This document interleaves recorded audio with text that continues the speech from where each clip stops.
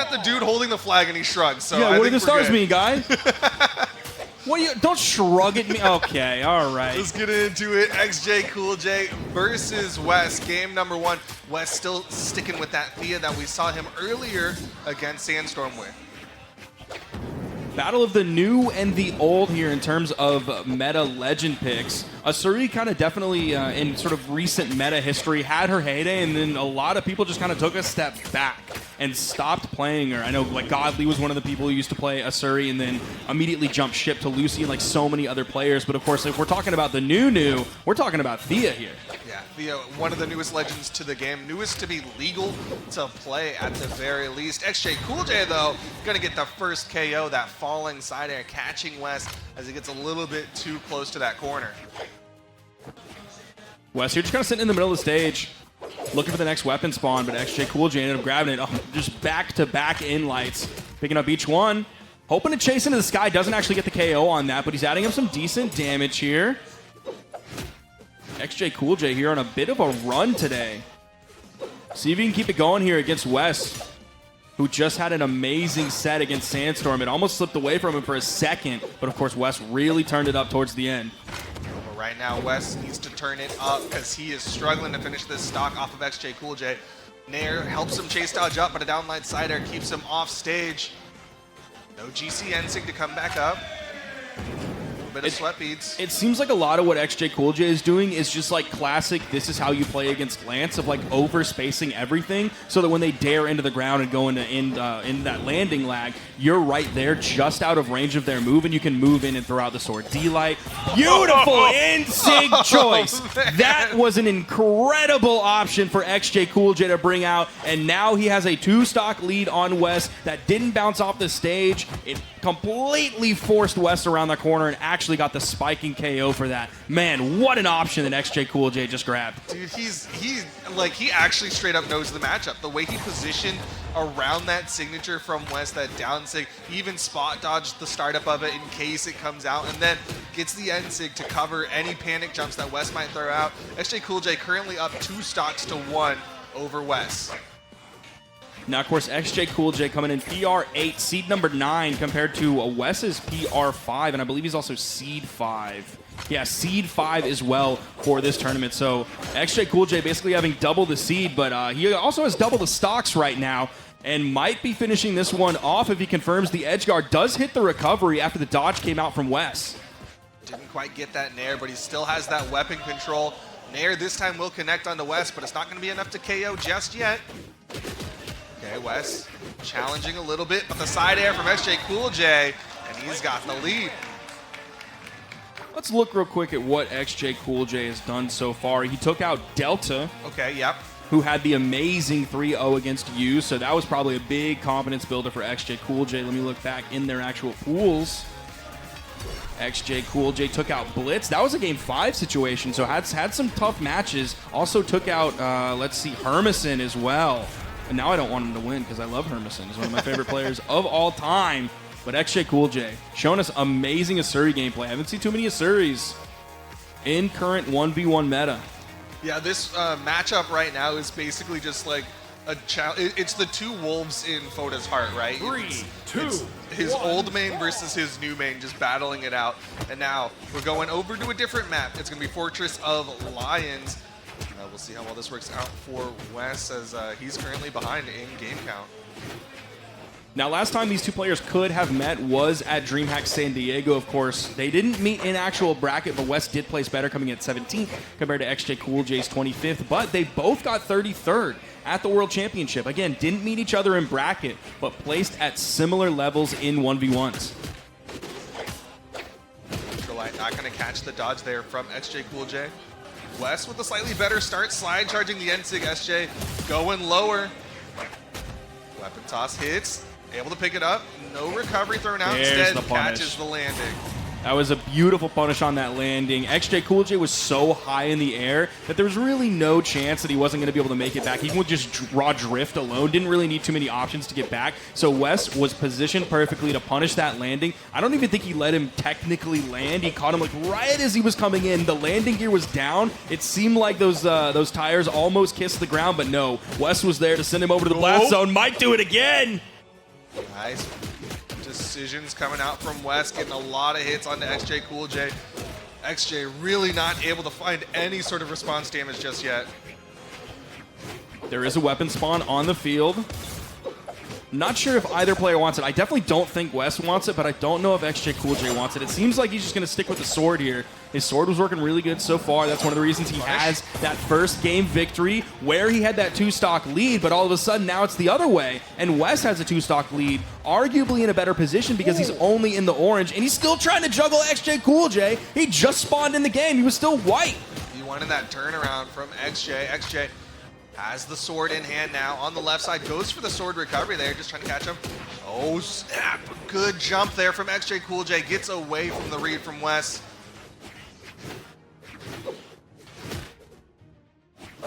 Wess, he's controlling so much. Yeah, we can really see that neither player wants to swap off of their weapons. Obviously, Wess for good reason, and the reason xJcoolJ picks that one up. That was a nice punish with that GCD light into the recovery.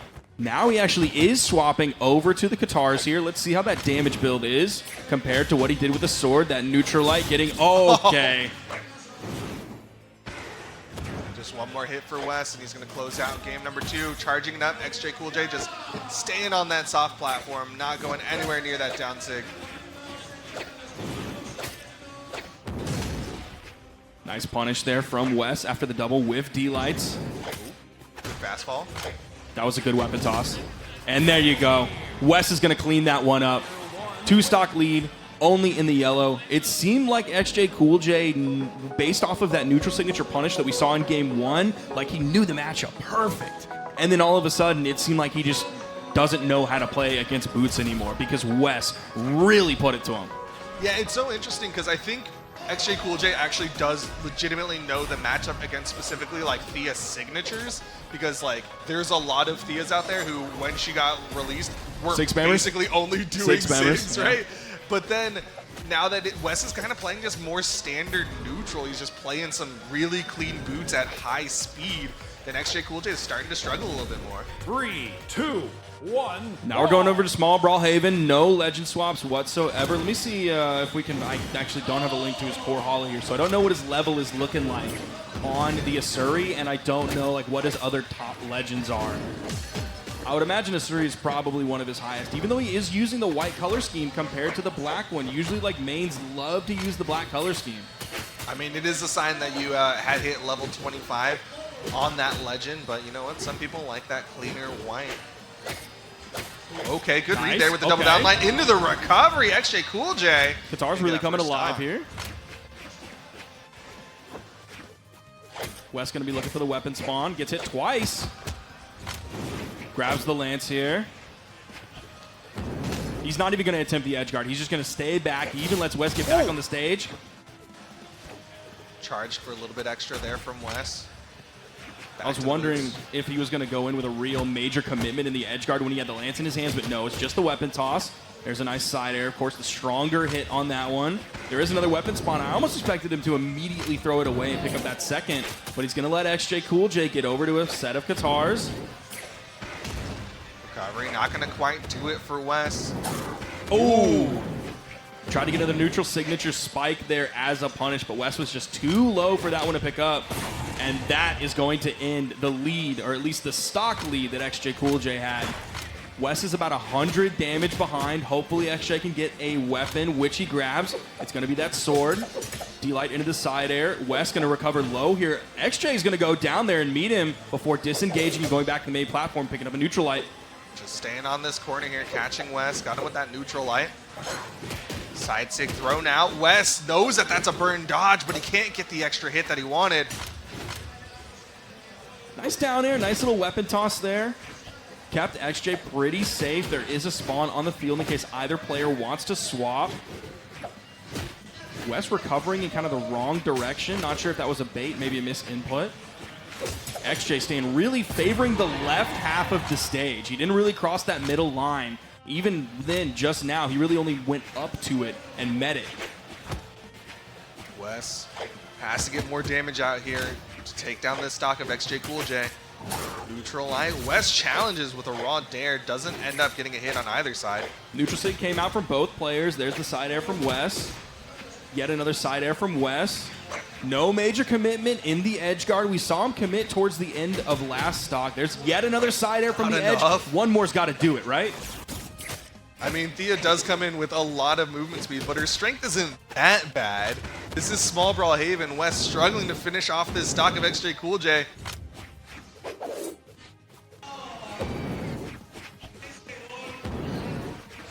Oh, he's being Okay. very careful. That was a beautiful GC side signature coming out from Wess. Did it just right off the ground, so if xJcoolJ was a little bit in the air, he gets caught. If he's staying grounded, he also gets caught by that. So really good coverage from Wess, especially in that moment where XJ didn't want to commit at all. It seemed like he was waiting for Wess to throw out a light attack. Okay. Has Wess in the red now. He hasn't been too successful with his signature, so he may just want to swap over to the sword. D-Light recovery, gets the KO off the top, and we all of a sudden have ourselves a really nice back and forth set here compared to the 2-3-0s we saw earlier. If I'm Wess, I'm thinking never going back to small Brawlhalla. That's step one. Okay. And step two is getting those boots sooner. His boots were definitely one of the key tools in game 2. Game 3, though, it really feels like he wasn't able to stick on any weapon. Really, nothing was like that major tool. And on the other side, XJ was really able to play his game, right? He built up a lot of damage with his guitars, and then you saw him getting those KOs with the sword. Downlight recovery. Easy KOs for xJcoolJ once he's built up all that damage with those guitars.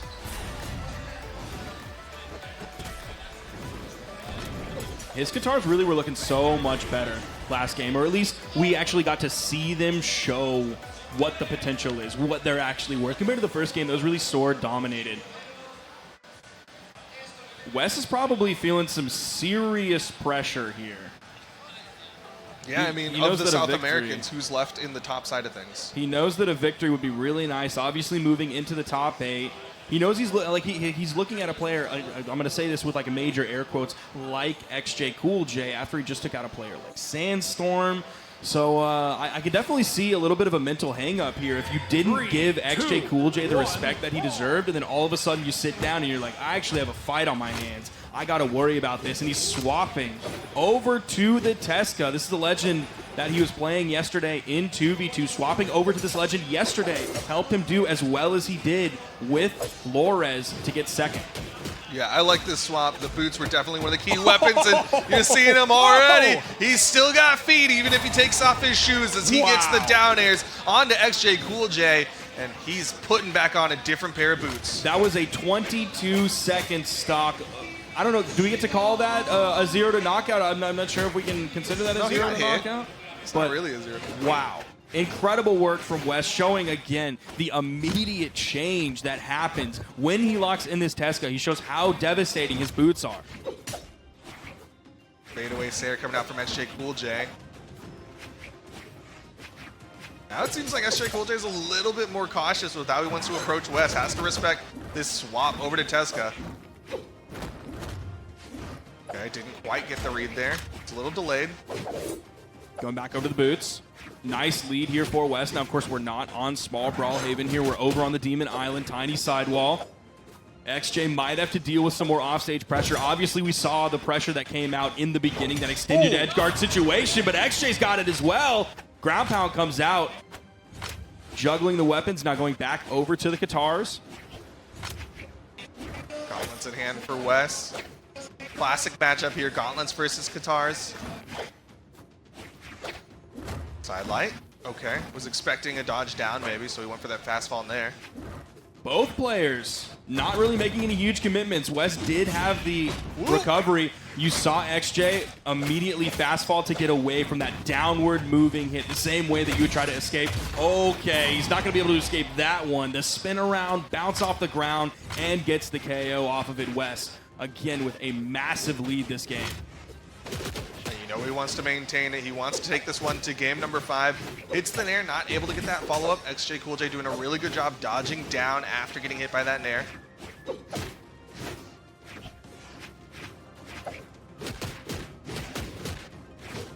Oh, little turnaround from Wess. Doesn't actually make contact. XJ was still to the left of him. Didn't go for the full dodge through or a dash towards the middle of the stage. Going to get punished for that. Immediate wake-up down air. Whoa!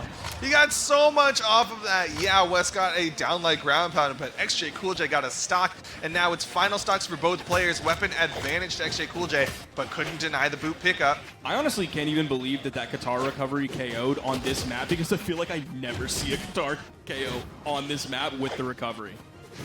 Sometimes the ceiling can feel so high on Demon Island, but xJcoolJ clearly found enough damage onto it.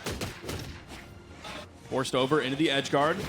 Wess needs a victory. Man, dude, XJ is so fast at recovering, or well, at avoiding that and recovering back to the stage to avoid those ground pounds, the signatures that Wess throws out on the edge. It was like that first stock that he lost over on the left side, and he was like, yep, okay, I've learned my lesson. I'm not going to get caught over here on the edge again, even with these lightning fast attacks that Wess has.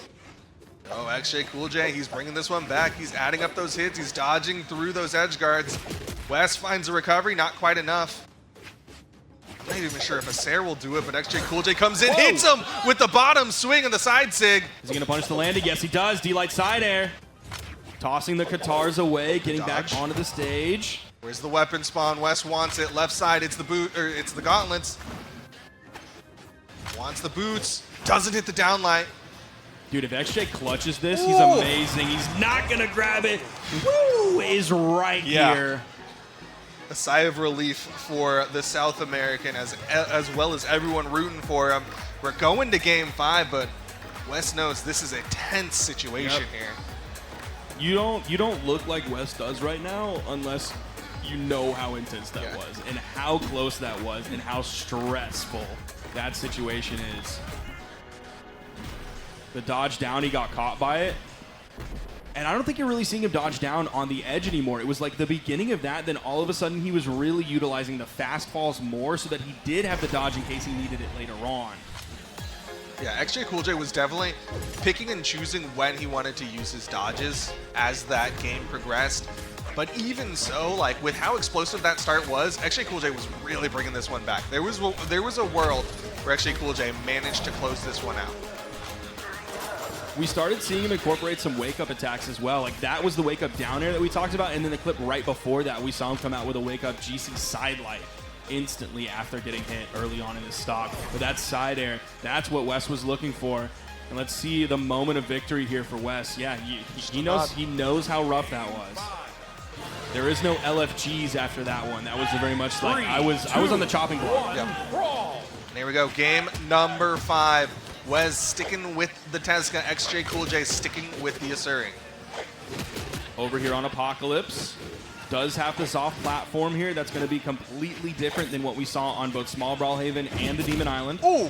That's a big opening. And he reached with both of those feet. Side air went for the active input to get back onto the stage. Nice recovery there as well. Putting some good damage out here. Doesn't active input that time, just wants to launch xJcoolJ as far away as possible. He did make it over to the weapon in time. Even that recovery didn't KO, but he's getting real close, and he does not have a lot of damage on Wess. That neutral light just barely getting through the iframes. He's found a handful of unanswered hits, but he gets hit right there. He only has Wess in the sort of maybe midway through orange to the last third of orange, so still a little bit of room to go, especially I believe his next weapon is going to be Qatars. He may not even get to touch it, though. His next weapon may be unarmed the way Wess is playing right now. Wess hanging out on the wall for a brief moment there. Tries to come down with that side air, but xJcoolJ still had the iframes. Nice chain dodging there. Keeping that pressure going, but just couldn't find that opening onto Wess. Again, reaching out there, and he hits the Sair. Wess is up big. Here in game 5, xJcoolJ, now he's the one really feeling the pressure. The momentum is now in Wess's favor.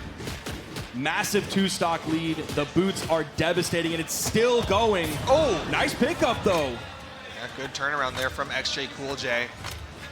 Qatar's in hand now. Wess got a little bit too confident and was instantly punished. I think we might have to start talking about xJcoolJ more. I think we have to. He's definitely earned that right with his plays today.